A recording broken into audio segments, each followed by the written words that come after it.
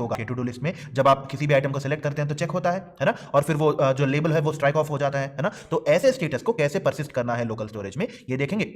Okay और on the whole अभी तक हमने टू डूज एप्लीकेशन में कौन कौन से कॉन्सेप्ट सीखे हैं, क्या क्या चेंजेस किए हैं, कौन कौन से स्टेप्स लिए हैं, इन सारी चीजों का एक बार रिकैप भी कर लेंगे। तो जो आइटम हमने ऐड किया है वो रहेगा और जो आइटम डिलीट किया है वो भी रहेगा, बट आइटम का स्टेटस जो टू डू आइटम होगा उसका चेकड स्टेटस, मतलब अगर आप चेक करेंगे या फिर अनचेक करेंगे वो वाला स्टेटस अभी स्टोर नहीं हो रहा है ना। चलिए एक बार इसको देख लेते हैं। राइट ओके सो यहाँ पे जो आप पेज है ना, तो यहाँ पे अगर मैंने लर्न HTML चेक कर दिया, लर्न CSS चेक कर लिया और इसको सेव कर दिया, ओके तो जब मैं पेज को रीलोड करता हूं तो जैसे का वैसा ही आ जाएगा है ना। और अगर हमने यहाँ पे डेवलपर टूल्स के अंदर जाके देखा, राइट सो यहाँ पे एप्लीकेशन है ना, तो अगर डेवलपर टूल्स के अंदर जाके देखा तो टेक्स्ट क्या होना चाहिए, मतलब लेबल का टेक्स्ट क्या होना चाहिए ये हमें क्लियरली समझ आ रहा है ना, और फिर उसका यूनिक नंबर जो है वो भी दिख रहा है। बट इस चेकड स्टेटस का कोई भी आइडेंटिफायर या फिर कोई भी ट्रैकर हमने यहाँ पे नहीं रखा है ना। राइट तो इसी की वजह से क्या होगा, हम जब भी सेव करेंगे तो चेकड स्टेटस जो है उसको हम स्टोर नहीं कर रहे, तो फिर कैसे कैसे रिट्रीव कर पाएंगे, है ना। राइट सो आपको यहाँ पे क्या समझना है, बेसिकली हमने अभी तक जो किया है ना, तो एक पर्टिकुलर टू डू आइटम को कैसे परसिस्ट करना है ये देखा है ना।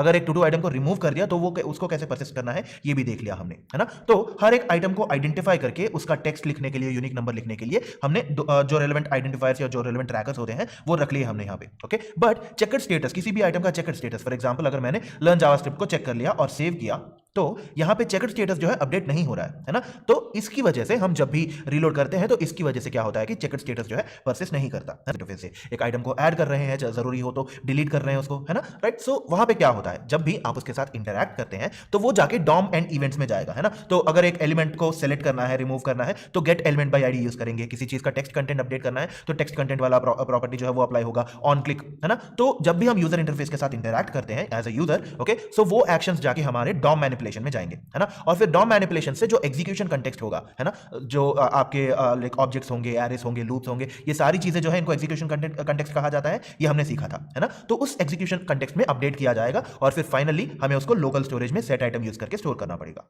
बट ये सिर्फ एक तरफा है, मतलब आपने कोई एक्शन किया वो जाके लोकल स्टोरेज में स्टोर हो गया, इसके लिए इतना सारा प्रोसेस होता है। राइट फॉर एग्जांपल आपने कोई भी आइटम ऐड किया, है ना, सो ये जो क्रिएट टास्क के नीचे जो चेकबॉक्स था उसके अंदर मान लीजिए हमने लर्न CSS लिखा और ऐड पे क्लिक कर दिया, ओके राइट। और फिर ऐसे ऐड पे क्लिक करने की वजह से क्या हुआ, जो हमने यूजर इंटरैक्शन किया वो जाके डॉम मैनिपुलेशन होगा, है ना। सो जो एग्जिस्टिंग HTML है उसको डायनेमिकली अपडेट किया जाएगा, है ना। तो जिस एलिमेंट के अंदर चाइल्ड को ऐड करना है उसको gate element by ID select करके ऐड करेंगे, ओके टेक्स्ट कंटेंट अपडेट किया जाएगा और फिर क्योंकि हमने ऐड पे क्लिक किया, ऑन क्लिक जो है वो अप्लाई होगा, है ना। तो ये सारे एक्शंस जो हैं एग्जीक्यूशन कंटेक्स्ट में जाएंगे और एग्जीक्यूशन कंटेक्स्ट को अपडेट करेंगे। अगर it's an array of objects, है ना, हमारे पास जो टू डू लिस्ट है वो एक ऑब्जेक्ट्स का एरे है ना, a list of objects, okay so वहां पे जाके अपडेट किया जाएगा आपके एग्जीक्यूशन कंटेक्स्ट को, ओके और एग्जीक्यूशन कंटेक्स्ट फिलअप कर दिया, अपडेट कर दिया तो चलेगा नहीं ना, उसको ले जाके लोकल स्टोरेज में स्टोर करना पड़ेगा, है ना। तो उसके लिए हम सेट आइटम वाला मेथड यूज करते हैं, ओके तो यहां तक एक तरफा हो गया, आपने कोई एक्शन किया वो जाके लोकल स्टोरेज में स्टोर हो गया, ओके। तो अगली बार जब आप पेज को रीलोड करेंगे उसको रिट्रीव भी तो करना है ना।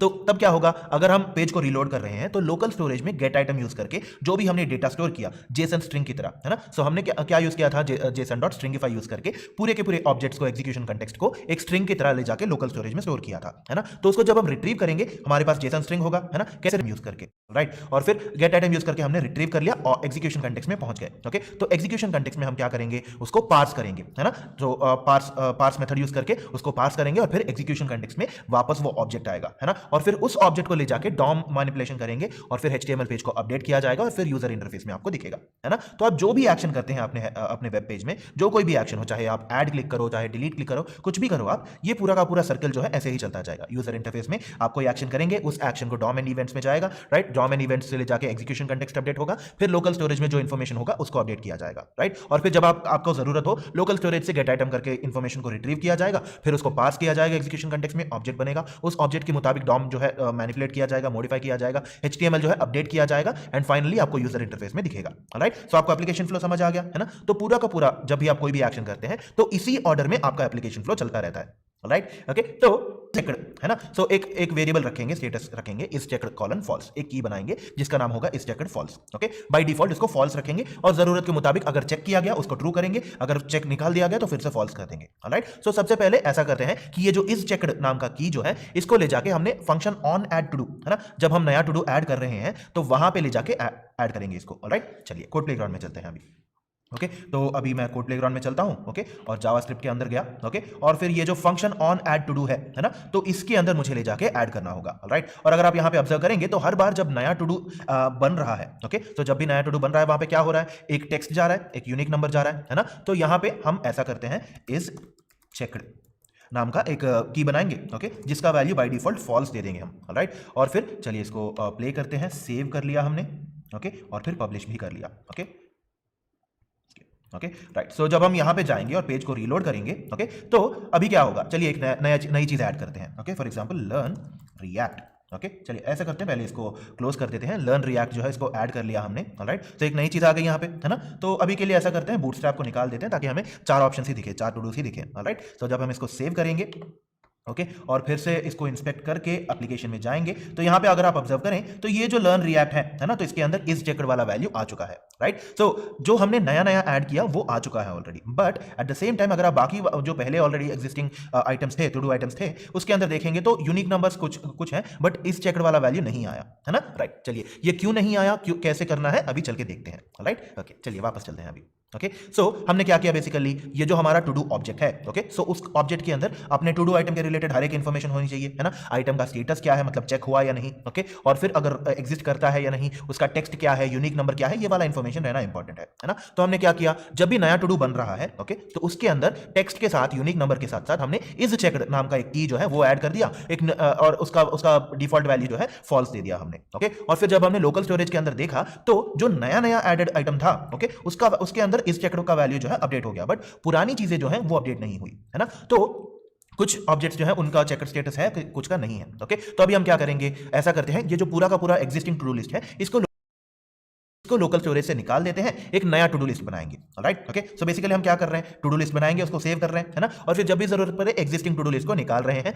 फिर उसको मॉडिफाई कर रहे हैं, राइट। सो अभी ऐसा करना होगा कि सबसे पहले एग्जिस्टिंग टू डू लिस्ट को निकाल देते हैं, ओके और फिर एक नया टू डू लिस्ट बनाएंगे जिसके अंदर होगा इज चेक्ड वाला स्टेटस, राइट। ओके तो लोकल स्टोरेज में हमें एक्सेस करके मॉडिफाई करके काम करने के लिए कुछ मेथड्स होते हैं, ये हमने ऑलरेडी जान लिया था, है ना। सो सेट आइटम यूज करके हम लोकल स्टोरेज के अंदर इंफॉर्मेशन स्टोर कर सकते हैं जेसन स्ट्रिंग की तरह, ओके और फिर गेट आइटम यूज करके हम रिट्रीव कर सकते हैं इंफॉर्मेशन, ये भी देख लिया, ओके। तो अभी हम ऐसा करेंगे कि रिमूव आइटम जो है ये वाला मेथड देखेंगे, ओके। तो रिमूव आइटम जो है जब हम यूज करते हैं तो इसकी मदद से कोई भी स्टोरेज ऑब्जेक्ट आइटम जो है, डिपेंडिंग ऑन द की, जिस की के मुताबिक हम वो स्पेसिफाई करते हैं, उस पर्टिकुलर स्टोरेज ऑब्जेक्ट को निकाल दिया जाता है, राइट। ओके तो अगर हमें टू डू लिस्ट के अंदर लोकल स्टोरेज के अंदर से टू डू लिस्ट को निकाल देना है तो सिंपली कैसे लिखेंगे, local storage dot remove item of to do list, okay. तो ये आप या तो कोड प्लेग्राउंड में लिख सकते हैं या फिर आप सीधा ले जाके अपने डेवलपर टूल्स के अंदर भी लिख सकते हैं, राइट। सो जब आप ऐसे करेंगे और पेज को रीलोड करेंगे, सारे आइटम्स जो है वो निकल जाएंगे, वो रिमूव हो जाएंगे, राइट। सो और आप चाहें तो इसको लाइक अपने लोकल स्टोरेज के अंदर से अपना ये जो डेवलपर टूल्स है इसके अंदर भी कर सकते हैं आप, राइट। और कैसे लिखेंगे आप यहाँ पे, local storage dot remove item of जो टू डू लिस्ट होगा वो लिखेंगे, राइट। चलिए एक बार चल के इसको ट्राई आउट कर लेते हैं, राइट। सो ऐसा करते हैं, यहां पे क्या है हमारा ये जो टू डू लिस्ट नाम का की है ना, तो मैं इसको कॉपी कर लेता हूं, ओके सो कॉपी, ओके और फिर यहां पे कंसोल होगा, जैसे एप्लीकेशन है वहीं पे कंसोल भी होगा, ओके। आपको कंसोल के अंदर जाना है और क्या लिखना है, local storage dot remove item of, right. So ऐसा करते हैं, local storage dot remove item of double quotes के अंदर to do list, okay right, okay और सेमीकोलन दे दिया हमने। और फिर जब हम इसको रन करेंगे और एप्लीकेशन के अंदर जाएंगे, हमारा की वैल्यू पेयर जो है निकल गया है ना, लोकल स्टोरेज के अंदर जो भी इंफॉर्मेशन स्टोर किया था हमने वो रिमूव हो गया है ना। और फिर जब हम पेज को रीलोड करेंगे तो कोई भी आइटम्स नहीं बचेंगे क्योंकि लिस्ट ही एग्जिस्ट नहीं करता, है ना। और अगर आपको याद हो तो अगर एम्प्टी है लोकल स्टोरेज के अंदर, अगर जो भी ऑब्जेक्ट है वो एम्प्टी है तो यहाँ पे एम्प्टी आएगा और कुछ भी अपडेट नहीं होगा, है ना। तो चलिए ऐसा करते हैं, अभी कुछ ऐड कर लेते हैं यहाँ पे, okay. For example learn HTML, okay learn HTML add कर लिया हमने, ओके और फिर learn, okay so learn CSS इसको भी ऐड कर लिया, और फिर लर्न जावास्क्रिप्ट इसको भी ऐड कर लिया, और फिर लर्न बूटस्ट्रैप, ओके तो इसको भी ऐड कर लिया, ऑलराइट। और फिर ऐड करने के बाद सेव भी करना होगा, राइट। ओके तो हमने इसको सेव कर लिया और फिर जब हम इंस्पेक्ट करके जाएंगे एप्लीकेशन के अंदर, तो अगर आप यहाँ पे ऑब्जर्व करें तो हर एक आइटम के साथ साथ उसका चेकड स्टेटस भी है ना। तो हमने अभी क्या किया, इस चेकड नाम का एक नया की वैल्यू पेयर बना दिया, उसका डिफॉल्ट जो है उसको फॉल्स दे दिया, ओके। और फिर अभी से हर बार जब भी हम एक नया आइटम ऐड करते जाएंगे तो उस आइटम के साथ साथ उसका चेकड स्टेटस भी होगा, है ना। तो हर एक टू डू ऑब्जेक्ट के अंदर उसका नाम, उसका यूनिक ID और उसका चेकड स्टेटस तीनों के तीनों रहेंगे, राइट। चलिए वापस चलते हैं अभी, ओके तो हमने local storage dot remove item method जो है उसको यूज करके लोकल स्टोरेज के अंदर से वो टू डू लिस्ट जो है वो निकाल दिया और फिर नए टू डू आइटम्स ऐड कर लिए और फिर जब हमने ऑब्जर्व किया तो ये जो इज चेकर्ड स्टेटस है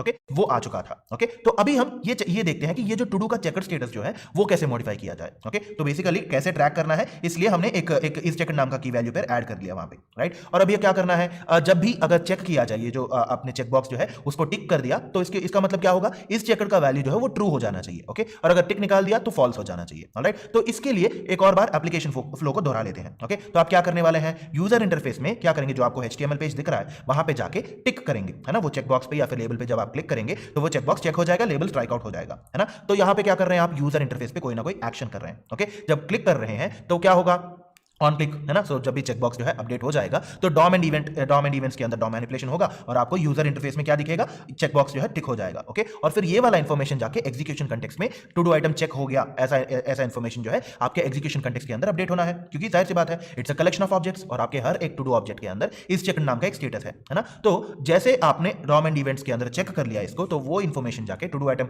जो है चेक हो गया, ऐसा इंफॉर्मेशन जाके आपके एग्जीक्यूशन कंटेक्स्ट के अंदर अपडेट होना चाहिए। ओके और फिर वही जब आप सेव करेंगे, सेव करते ही लोकल स्टोरेज के अंदर अपडेट हो जाना चाहिए सेट आइटम यूज करके, ऑलराइट। और फिर जब हमें क्या करना होगा, टू डू ऑब्जेक्ट आइडेंटिफाई करना होगा। जाहिर सी बात है ऐसा नहीं कि यूजर जो है पहले फर्स्ट ऑब्जेक्ट सेलेक्ट करेंगे फिर दूसरा ऑब्जेक्ट सेलेक्ट करेंगे, नहीं ना, क्योंकि यूजर अपनी मर्जी से कोई भी सेलेक्ट कर सकते हैं। ओके तो इसलिए हमें क्या करना होगा, जिस पर्टिकुलर आइटम को सेलेक्ट किया गया है, जिस particular to do list item को सेलेक्ट किया गया है वो फाइंड आउट करना होगा। कैसे फाइंड आउट करेंगे हम, ये जो function on to do status change नाम का एक फंक्शन लिखेंगे, ओके जिसके अंदर चेकबॉक्स आईडी और लेबल आईडी भेजा है हमने, राइट। उसके अंदर जाके कैसे आइडेंटिफाई करना है ये भी देखेंगे। ओके तो ये जो हमारा already on to do status change नाम का एक फंक्शन है उसके अंदर चेकबॉक्स आईडी और लेबल आईडी जा रहा है ना, तो उसी के साथ साथ हम एक टू डू आईडी भी भेजेंगे, alright. To do ID send करेंगे उसके अंदर ताकि उसके साथ कंपेयर कर पाए। ओके और फिर उसी के अंदर जैसे हमने फाइंड इंडेक्स की मेथोडोलॉजी देखी थी पिछले सेशन में, है ना, तो वही कॉन्सेप्ट अप्लाई करेंगे। जिस पर्टिकुलर टू डू ऑब्जेक्ट को सेलेक्ट किया गया है उसका इंडेक्स आइडेंटिफाई करना होगा हमें, ऑलराइट। ओके तो आपको समझ आ रहा है क्या कर रहे हैं हम, सबसे पहले टू डू आईडी जो on to do status change नाम का फंक्शन हमने लिखा हुआ है,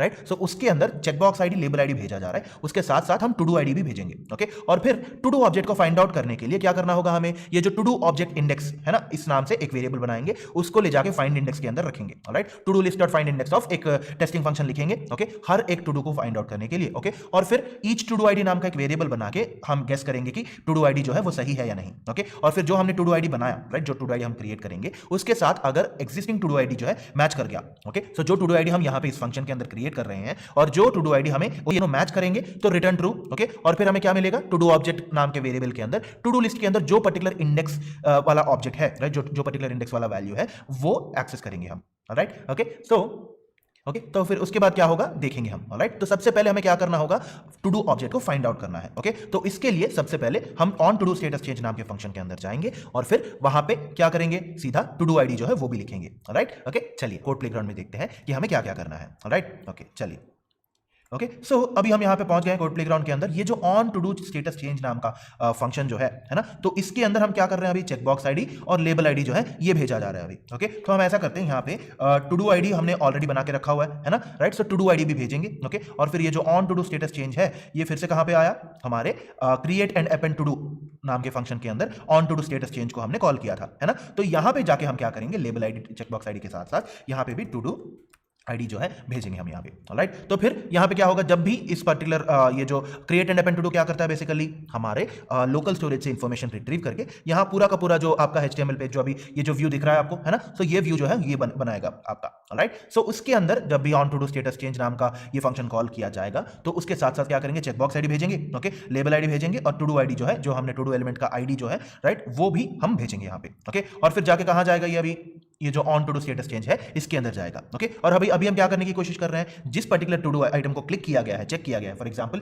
यहाँ पे अगर मैंने लर्न HTML को सिलेक्ट किया, ओके तो ये वाला पर्टिकुलर आइटम सेलेक्ट हुआ है या नहीं और इसका इंडेक्स क्या होगा ये मुझे आइडेंटिफाई करना होगा, राइट, तभी तो मैं इसका स्टेटस अपडेट कर पाऊंगा, है ना। तो इसलिए क्या करना है मुझे, ये जो इसके अंदर जाएंगे function on to do status change के अंदर जाके, ओके और फिर यहाँ पे लिखेंगे हमारा फाइंड इंडेक्स वाला कोड। ओके सो लेट ऐसा करते हैं, टू डू ऑब्जेक्ट का इंडेक्स फाइंड आउट करने की कोशिश कर रहे हैं ना, so to do object index equal to, right, to do list dot find index of. Okay तो हमने स्टेटमेंट लिख लिया, फाइंड इंडेक्स के अंदर जाके अभी हमें क्या करना है, टेस्टिंग फंक्शन जो है ये लिखना है, राइट। सो फंक्शन होगा, फंक्शन के अंदर each to do right. So each to do नाम का एक वेरिएबल दे दिया जो जाके हमारे पूरे के पूरे टू डू लिस्ट के अंदर अप्लाई किया जाएगा। राइट, तो हमने इंडेक्स फाइंड आउट करने के लिए फंक्शन लिख लिया है ना। तो इसके बाद क्या करना है, अभी हमें जाके पहले ये चेक करना होगा कि एक टू डू आईडी बना है या नहीं, है ना। तो हमें एक टू डू आईडी बनाना पड़ेगा। ओके, तो let each to do ID, okay, each to do ID नाम का एक वेरिएबल बनाएंगे। Okay, right, equal to double quotes के अंदर to do plus each to do dot ये जो यूनिक नंबर होगा वो। राइट, सो हमें क्या पता है टू डू आईडी कैसे बना।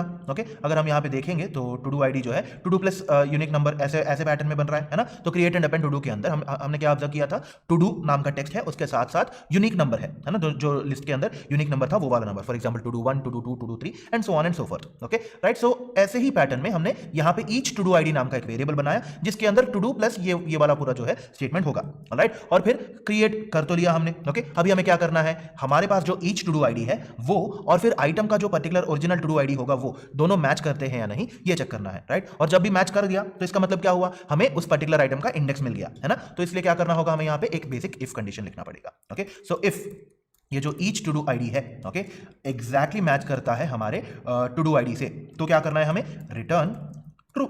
ओके, तो जब हम रिटर्न ट्रू करेंगे तो क्या होगा, बाकी का प्रोग्राम और बाकी का एरे जो है वो चेक करना छोड़ देंगे हम, है ना। राइट, सो इग्नोर कर दिया जाएगा और हमें इंडेक्स जो है वो रिटर्न कर दिया जाएगा। ओके, अगर ऐसा सिचुएशन नहीं है तो क्या करेंगे, एल्स बाकी सारे सिचुएशंस में रिटर्न फॉल्स। ओके, तो रिटर्न फॉल्स हो गया, रिटर्न ट्रू भी लिख लिया हमने। ओके, और फिर अभी क्या करेंगे, यहां जाके लेट ये जो है इसको जरा सा ऊपर स्क्रॉल कर देते हैं। Right, so to do object जो है, टू डू ऑब्जेक्ट जो होगा वो टू डू लिस्ट के अंदर जो इंडेक्स हमें मिला है उस इंडेक्स वाला ऑब्जेक्ट होगा, है ना। Right, so to do list के अंदर जो हमने अभी ये जो टू डू ऑब्जेक्ट्स इंडेक्स जो है इसको लाके रखना है।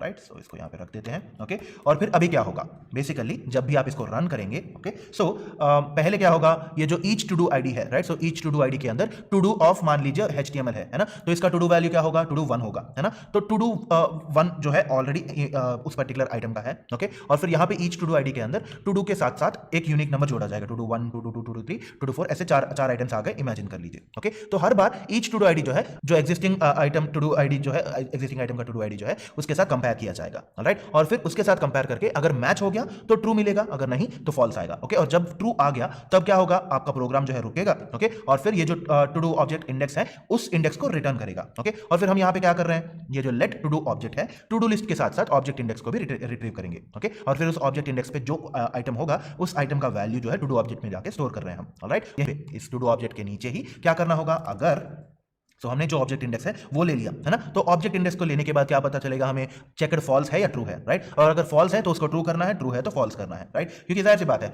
अगर हमने इसको फॉल्स है अभी, है ना, तो लर्न HTML के अंदर इस चेकड का वैल्यू जो है फॉल्स है। अगर हमने इसको सेलेक्ट किया तो इसका मतलब क्या हुआ, उस फॉल्स को ट्रू करना पड़ेगा, ट्रू की तरह बदल के लोकल स्टोरेज के अंदर सेव करना पड़ेगा, है ना। तो इसलिए क्या करेंगे हम, ये जो टू डू ऑब्जेक्ट है, राइट, सो इफ कंडीशन लिख लेते हैं अभी। Okay, if to do object के अंदर, right, so to do object dot is checked. Okay, so इस चेकड का वैल्यू जो है इक्वल टू ट्रू है।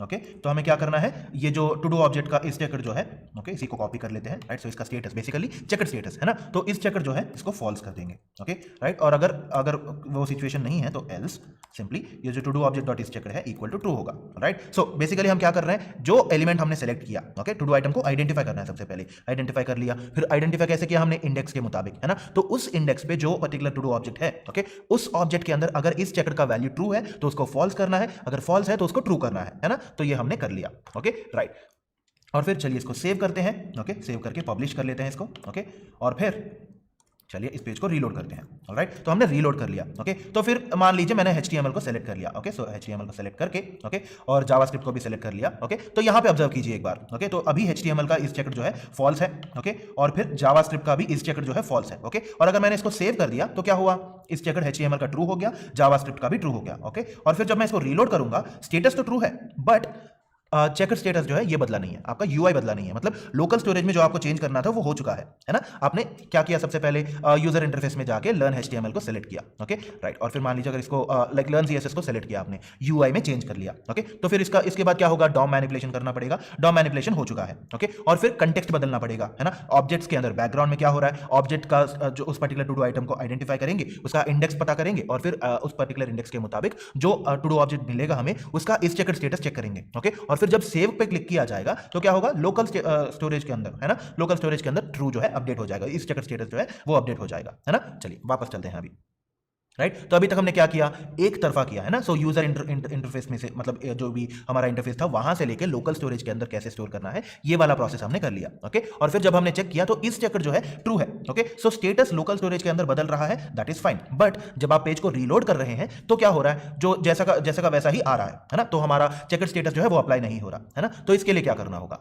एप्लीकेशन फ्लो को अच्छे से एक और बार समझना होगा, राइट। तो हमने क्या किया, यूजर इंटरफेस, फिर डॉम एंड इवेंट्स के अंदर अपडेट किया, एग्जीक्यूशन कंटेक्स्ट अपडेट किया, ऑब्जेक्ट के अंदर अपडेट किया, है ना, ओके। अपडेट करके जब भी हमने सेव पे क्लिक किया, लोकल स्टोरेज के अंदर सेव हो गया, ओके। तो अभी हमें क्या करना है, गेट आइटम यूज करके उस लोकल स्टोरेज के अंदर इंफॉर्मेशन को लाना है, ओके। जेसन स्ट्रिंग होगा, है ना, और फिर उसको पार्स करके एग्जीक्यूशन कंटेक्स्ट जो है वो लाना है, और एग्जीक्यूशन कंटेक्स्ट के मुताबिक डॉम एंड इवेंट्स के अंदर अपडेट करके उसको यूजर इंटरफेस में दिखाना है, alright. So basic simple steps हैं, लोकल स्टोरेज के अंदर से इंफॉर्मेशन लाएंगे, एग्जीक्यूशन कंटेक्स्ट में अपडेट करेंगे, और फिर डॉम एंड इवेंट्स में अपडेट करेंगे, और फिर यूजर इंटरफेस जो है वो भी अपडेट कर देंगे हम, ऑलराइट, ओके। तो बेसिकली हमें क्या समझना है, जब भी हम एक नया टू डू आइटम क्रिएट कर रहे हैं और इस चेकर ट्रू है, ओके, तो इसका मतलब क्या होगा, चेकबॉक्स जो है वो सिलेक्टेड स्टेट में होना चाहिए और लेबल जो है स्ट्राइक ऑफ करके रहना चाहिए, है ना, राइट। तो जब भी अगर आप सेलेक्ट करते हैं किसी आइटम को तो चेकबॉक्स जो है टिक होना चाहिए और उसका लेबल जो है वो स्ट्राइक ऑफ करके रहना चाहिए, है ना। तो जब भी एक नया टू डू आइटम क्रिएट कर रहे हैं तो उसका स्टेटस चेक करना होगा, ओके, और फिर स्टेटस के मुताबिक चेकबॉक्स को सेलेक्टेड स्टेट में रखना है और फिर लेबल टेक्स्ट को जो है स्ट्राइक ऑफ करना है, ओके। तो इसको प्रोग्रामेटिकली दिखते हैं, ओके। सो अगर हमें चेकड स्टेटस जो है वो अपडेट करना है तो क्या करेंगे, हमने जो create and append to do जो है वो फंक्शन लिखा था, आपको याद है ना। तो उसके अंदर जब हमने रीड करके बनाया था पूरा का पूरा HTML जो डायनेमिकली बनाया था हमने, ओके, तो उसके अंदर इनपुट एलिमेंट को जब हमने क्रिएट किया, चेकबॉक्स जो है जब हमने क्रिएट किया, कैसे लिखा था वहां पे, input element dot type equal to checkbox, okay, ID equal to checkbox ID. वैसे ही जैसे हमने आईडी दिया, जैसे ऑन क्लिक दिया, जैसे टाइप दिया, वैसे ही चेकड नाम का एक प्रॉपर्टी होगा, ओके। तो ये क्या करता है, आपके चेकबॉक्स, आपका चेकबॉक्स जो होगा वो चेक हुआ है या अनचेक हुआ है ये बताता है, ओके। तो अगर आपने चेकड इक्वल टू लिख दिया, ओके, और वहां पे अगर आपने ट्रू दिया तो बाय डिफॉल्ट वो टिक हो जाएगा, और अगर आपने फॉल्स मेंशन किया है तो वो अनचेक हो जाएगा, राइट। और हमें यहां पे क्या करना है, जो हमारा इस चेकड स्टेटस होगा उस टू डू आइटम का, जो भी एलिमेंट हमने सेलेक्ट किया है लोकल स्टोरेज के अंदर, है ना, तो उस पर्टिकुलर आइटम के अंदर जो इस चेकड स्टेटस होगा वो आके यहां पे अप्लाई होना है, ओके। अगर वहां पे ट्रू है लोकल स्टोरेज के अंदर, यहां पे भी ट्रू अप्लाई होना चाहिए, ओके। तो input element dot checked equal to do dot is checked लिखेंगे, ओके। तो टू डू लिस्ट के अंदर जो भी इस चेकड होगा, जो इस चेकड का स्टेटस होगा वो आके यहां पे अप्लाई हो जाएगा, राइट। तो यहां पे इसकी वजह से क्या होगा, आपका चेकबॉक्स जो है वो चेक हो जाएगा, ओके। और फिर हमें लेबल भी तो अपडेट करना है ना। तो लेबल एलिमेंट जो है उस पर्टिकुलर सेक्शन के अंदर जाएंगे, create and append to do के अंदर ही, ओके। सो लेबल एलिमेंट वाले सेक्शन के अंदर जाएंगे, ओके, जाके चेक करेंगे कि अगर टू डू का इस चेकड स्टेटस ट्रू है तो लेबल को स्ट्राइक ऑफ करना है हमें। इस रूल सेट लिखा था जिसमें हमने स्टाइल लिखा था कि जब भी ये पर्टिकुलर क्लास अप्लाई किया जाएगा टेक्स्ट को बीच में से स्ट्राइक ऑफ कर दिया जाएगा, ऑलराइट, ओके। चलिए ये दोनों स्टेप्स भी कोड प्लेग्राउंड में जाके चेक कर लेते हैं, ओके ओके। और यहां पे ये जो create and append to do है ना, तो इस फंक्शन के अंदर जाके हमें ऐड करना होगा, है ना। तो सबसे पहले क्या करेंगे, ये जो इनपुट एलिमेंट वाला सेक्शन है ना, तो let input element equal to document dot create element of input, है ना। हम इनपुट एलिमेंट यहां पे बना रहे हैं, ओके। तो उस इनपुट एलिमेंट के साथ यहां पे क्या है, टाइप दे दिया हमने चेकबॉक्स, आईडी है ऑलरेडी चेकबॉक्स आईडी, ओके। तो हमें यहां पे क्या लिखना है, इनपुट एलिमेंट डॉट चेकड, है ना। तो चेकड का स्टेटस जो है ये अपडेट करना होगा, है ना। तो चेकड इक्वल टू ये जो टू डू है ना, टू डू कहां से आया हमारा, ये जो function create and append to do के अंदर जो आर्गुमेंट मिल रहा है हमें, है ना, तो उस टू डू को लिखेंगे, टू डू डॉट जो ओरिजिनल लोकल स्टोरेज के अंदर जो स्टेटस होगा वो आके यहां पे अप्लाई होगा, right. So to do dot is checked, okay, लिख देंगे, ओके। और फिर हमने अभी क्या किया, चेकड स्टेटस जो है अपडेट कर दिया, ओके। और फिर इसके बाद क्या करना है हमें, आपका लेबल एलिमेंट जो है उसको भी तो अपडेट करना होगा, है ना, राइट। सो लेबल एलिमेंट के अंदर जाके क्या करेंगे, ये जो अपेंड चाइल्ड है इसके ऊपर लिखेंगे, ऑलराइट। सो इफ एक इफ कंडीशन होगा, right, if to do dot is checked जो है, ओके, एग्जैक्टली ट्रू है, तो क्या करना पड़ेगा हमें, सिंपली लेबल एलिमेंट के अंदर, right, so label element dot class list जो है उसके क्लास लिस्ट के अंदर ऐड करेंगे हम, ओके। क्या ऐड करना है हमें, चेकड, ओके। क्योंकि हमने, अगर आपको याद हो CSS के अंदर जाके अगर आप देखेंगे तो चेकड जो है टेक्स्ट डेकोरेशन लाइन थ्रू है, मतलब बीच से ऐसे काटता है ना, राइट। सो उस पर्टिकुलर चीज को हमने यहाँ पे अप्लाई कर लिया, है ना। तो यहाँ पे right, so right, okay. So label element के अंदर हमने क्या किया, if to do dot is checked equal to true है, ओके। सो हमने उसको चेक कर लिया, है ना, राइट। चलिए इसको सेव कर लेते हैं, ओके, पब्लिश कर लेते हैं, ओके, पब्लिश करके इसको एक बार जाके चेक कर लेते हैं, ऑलराइट। सो जब हमने इसको रीलोड किया तो क्या हुआ, अगर आप ऑब्जर्व करेंगे तो यहाँ पे learn HTML unique number 1 true है, ओके। तो ट्रू चेक हो गया, है ना, HTML जो है चेकड है, ओके। और फिर यहाँ पे CSS भी चेकड है, ओके, वो भी यहाँ पे रिफ्लेक्ट हो गया आपके कोड में, ओके। सिमिलरली ये जो जावास्क्रिप्ट है ये भी चेकड है ना, राइट। अगर आप इसको अनचेक कर देते हैं, HTML और जावास्क्रिप्ट को अनचेक करके अगर आपने सेव कर लिया, ओके, और जब आप इसको रीलोड करेंगे तो क्या हुआ, स्टेटस फॉल्स है, फॉल्स उसी तरीके से आ गया, है ना, राइट। चलिए इसको एक बार क्लोज करके भी दिखा देते हैं आपको, ओके। तो फॉर एग्जांपल मैंने यहां पे लिख दिया लर्न रिएक्ट, ओके, रिएक्ट लिख लिया हमने। ओके, और मान लीजिए इस रिएक्ट को भी हमने चेक करके सेव कर लिया। ओके, सेव पे क्लिक कर दिया। ओके, जब हम पेज को रीलोड करेंगे तो जैसे का इन्फॉर्मेशन वैसे का वैसा ही आ जाएगा, है ना। राइट, चलिए वापस चलते हैं अभी।